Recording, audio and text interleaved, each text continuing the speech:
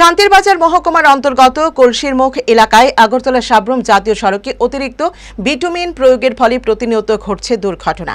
সড়ক সংস্কারের সময় ক্ষতস্থানে অতিরিক্ত বিটুমিন প্রলেপ দেওয়ার রাস্তা অসমান হয়ে পড়েছে, যা দুর্ঘটনা অন্যতম কারণ বলে মনে করছেন স্থানীয়রা।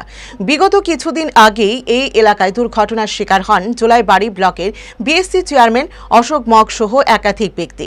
পরিস্থিতি উদ্বেগজনক হওয়ায় এলাকা পরিদর্শন করে জাতীয় সড়কে দ্রুত মেরামতের দাবি জানিয়েছেন জোলাইবাড়ির বাসিন্দারা।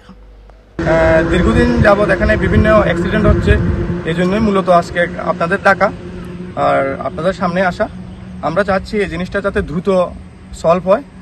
এলাকাবাসীরাও কিছুদিন বলতে 1 বছর আগে এডিশনাল এসডিএম এর কাছে গিয়েছিল, মেমোরান্ডাম দিয়েছিল যাতে এই জিনিসটা সলভ হয়। আপনারা তাদের কাছ থেকে শুনে নিন। জুড়ে থাকে বাঁধন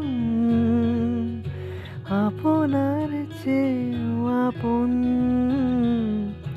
জুড়ে থাকে বাঁধন